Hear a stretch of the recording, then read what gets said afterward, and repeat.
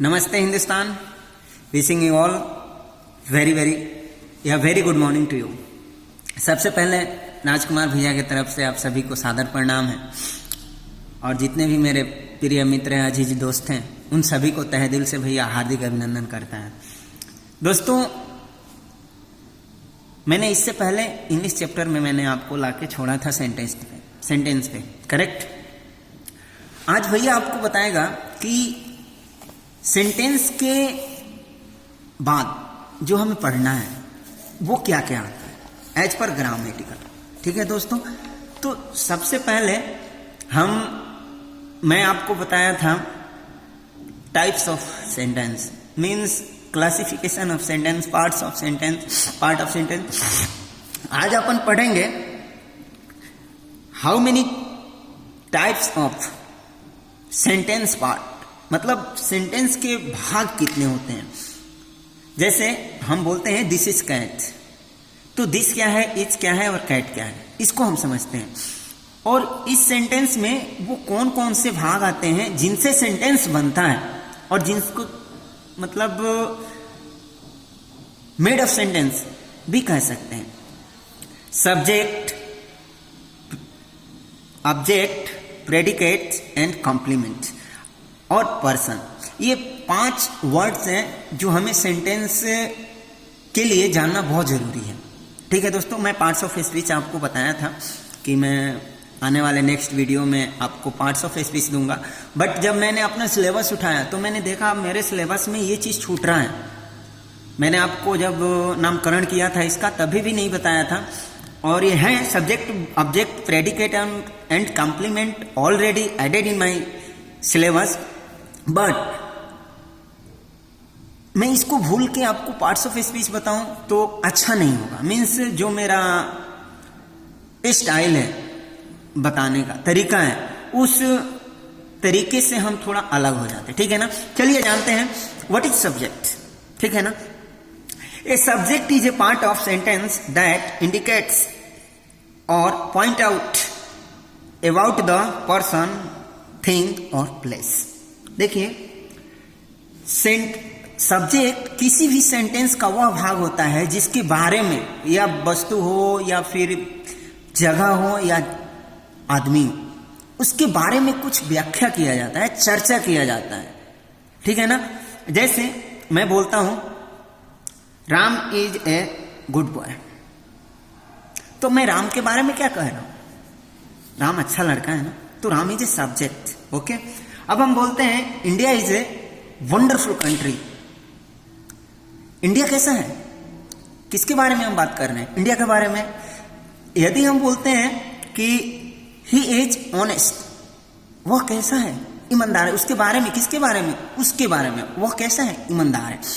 तो ही, राम और इंडिया। या फिर हम बोलते हैं दिस पेन इज वंडरफुल, या दिस पेन इज रेड, यह पेन कैसा है, लाल है। तो इस चीज को, दिस यहां पे क्या है, दिस पेन क्या है, सब्जेक्ट है, ये थिंग्स हो गया, वस्तु हो गई। ठीक है, अब चलते हैं object. What is object? Object के बारे में देखते हैं। एन ऑब्जेक्ट इज नाउन और pronoun that is governed by a verb और अ प्रीपोजिशन। ठीक है दोस्तों, आपको इसके बारे में मैं जब वर्ब पढ़ाऊंगा ना, तो ट्रांजिटिव और इंट्रांजिटिव वर्ब में बताऊंगा, वहां पे इसको डीपली में बताऊंगा। यहां पे मैं आपको व्याख्या कर रहा हूं ऑब्जेक्ट किसी भी कर्ता के द्वारा किया गया कार्य का परिणाम होता है। ठीक है ना, हिंदी में मैं बोल रहा हूं आपसे। उसके बाद there are 3 types of object: direct object, indirect object and object of a preposition. Object of a preposition देखिए क्या है ये, जैसे हम कहते हैं with you, together us, near the river, ये सारे प्रीपोजिशन के साथ आते हैं। ये ऐसे आए ना नाउन, और क्या बोल रहे हैं, नाउन फ्रेज को भी बोल रहे हैं। तो इन सब को हम ऑब्जेक्ट ऑफ ए प्रीपोजिशन कहते हैं। ठीक है, ये 3 तरीके से मैं इसको बताऊंगा, आप ध्यान रखना, ये सारे चीज आपको नॉन फाइनाइट वर्ब, नारेशन और टेंस। अगर ये नहीं रेडी है आपका, अगर आपको पास टेंस की पहचान, सेंटेंस की पहचान नहीं है और सेंटेंस के भाग कितने होते हैं इसके बारे में आपको पहचान नहीं है, जानकारी नहीं है, तो आप अच्छे ग्रामर पे आपकी पकड़ अच्छी नहीं होगी, क्योंकि ये वो आधारशिला है जिस पे सारे स्ट्रक्चर वो लाके रखा गया है। ठीक है दोस्तों, आगे चलते हैं। अब predicate is the part of a sentence or clause that tells us what the subject does। ये कहता है प्रेडिकेट सेंटेंस का वो भाग होता है जो कर्ता के द्वारा कुछ किया गया हो। समझ रहे हैं? वो भाग होता है, मतलब कर्ता के अलावा बाकी जो कुछ भी होता है वो सब प्रेडिकेट है। ओके, जैसे मैं बोल रहा हूं doctor APJ Abdul Kalam, respected and honourable doctor APJ Abdul Kalam is the greatest personality of our country. अब यहां पे सब्जेक्ट क्या है? Honourable and respectable doctor APJ Abdul Kalam. ठीक है, और हम उनके बारे में क्या कह रहे हैं? Is the greatest personality of our country. ये भाग पूरा प्रेडिकेट हो गया। ठीक है दोस्तों, अब हम बोलते हैं where I live, extremely sorry, there was a king who lives in a small village. एक राजा था जो छोटे गांव में रहा करता था। एक राजा था जो छोटे गांव में रहा करता था।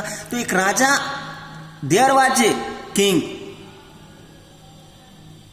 तो there was a king is a subject.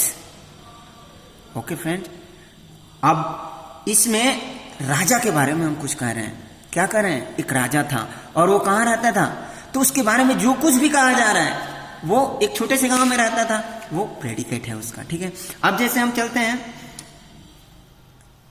बोल रहे हैं कि mister Sinha is a wonderful principle of this school. अब मिस्टर सिन्हा जो है वो बहुत अच्छा पर्सनालिटी है, प्रोफेसर हैं, प्रिंसिपल है इस स्कूल के। तो mister Sinha is a subject और बाकी सारी चीजें वो क्या है? प्रेडिकेट। ओके दोस्त, आप ध्यान दोगे थोड़ी बहुत। देखिए, minor mistake may be no problem, but try to improve that. This is the wonderful and fantastic way to improve your wonderful skills। Okay friends, अब चलते हैं, देखते हैं complement. In a grammar, a complement is a word, phrase और clause that is the necessary या needed to describe या complete the meaning of the given expression. ध्यान दीजिएगा, किसी भी वाक्य को जब हम बोलते हैं ना, तो कितने वाक्य आते हैं जो अंत में जाके फुल स्टॉप हो जाते हैं, पर वो वाक्य अधूरा हो जाते रहते हैं, पूरा नहीं होता है। जैसे हम बोलते हैं Sita is going, where is going Sita? Sita is going where? We don't know. Sita is going, Sita जा रही है, पर कहां जा रही है? No, but Sita is going to market. To market is complement of this verb going का। ठीक है ना, एक कॉम्प्लीमेंट देता है, कंप्लीट करता है सेंटेंस को। जैसे वी लिव, हम रहते हैं, but where? We live under home, inside house बोल सकते हैं, तो कॉम्प्लीमेंट हाउस आ गया। हम बोलते हैं कि वी आर रीडिंग, हम पढ़ रहे हैं। क्या पढ़ रहे हैं? What are you reading? We are reading about mister APJ Abdul Kalam, doctor APJ Abdul Kalam. हम लोग एपीजे अब्दुल कलाम के बारे में पढ़ रहे हैं। वी आर स्टडी अबाउट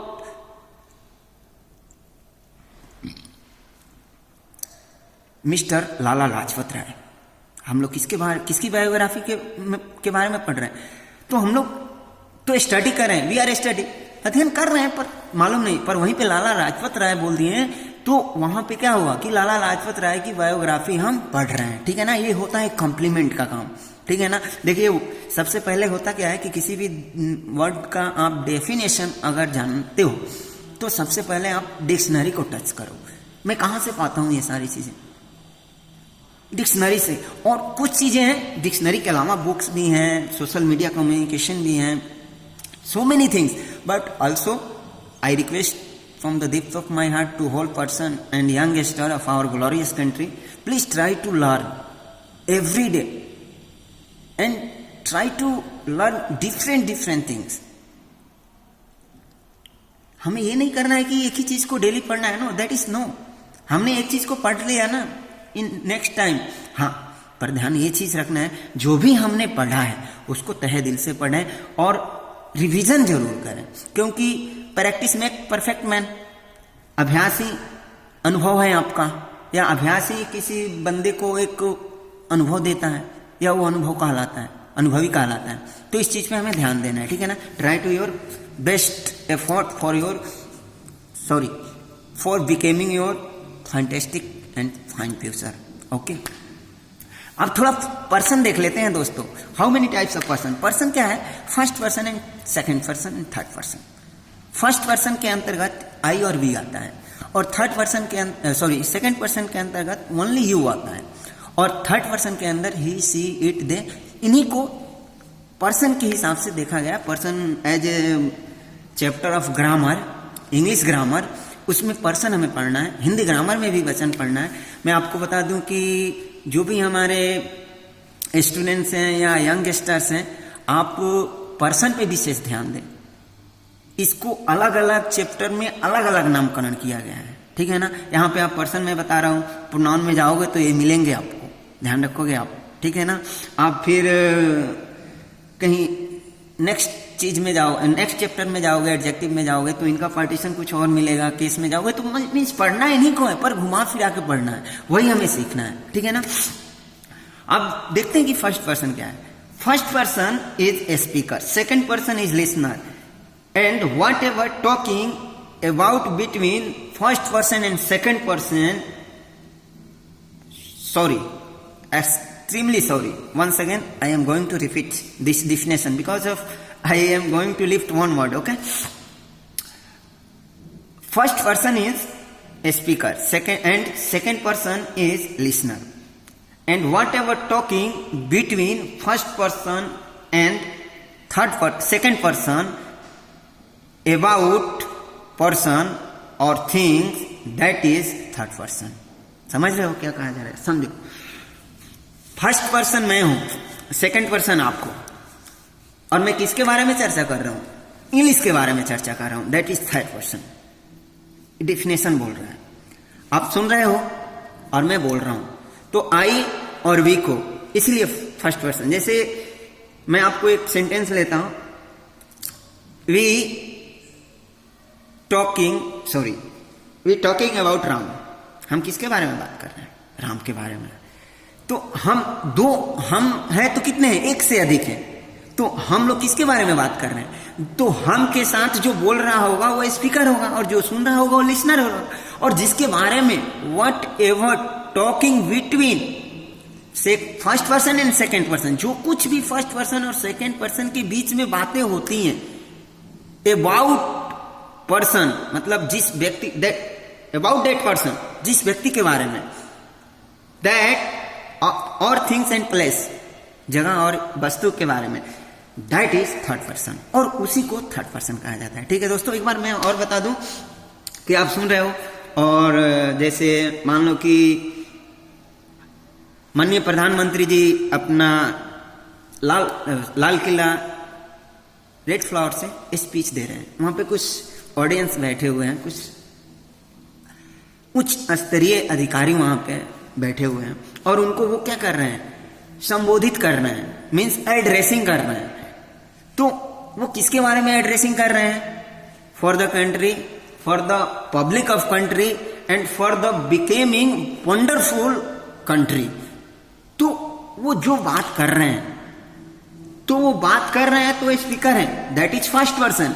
और जो व्यक्ति चाहे जो भी any types of person sitting there in front of PM of our country, तो उस वहां पे वो लोग सुन रहे हैं, तो वो लोग सेकंड पर्सन हो गए। और हम किसके बारे में बात कर रहे हैं? अपने देश के बारे में, अपनी देश की मतलब उन्नति के बारे में, अपनी देश के लोगों की भलाई के बारे में। तो ये सारी चीजें क्या है, थर्ड पर्सन। ओके, मुझे लगता है कि सब्जेक्ट, ऑब्जेक्ट, प्रेडिकेट, कॉम्प्लीमेंट और पर्सन आप समझ गए होंगे, और आप खुद से भी पढ़िए प्लीज। मैंने आपको टूल्स दिया है ना, अभी मैंने आपको वर्क नहीं दिया, एक्सरसाइज नहीं दिया, दूंगा मैं।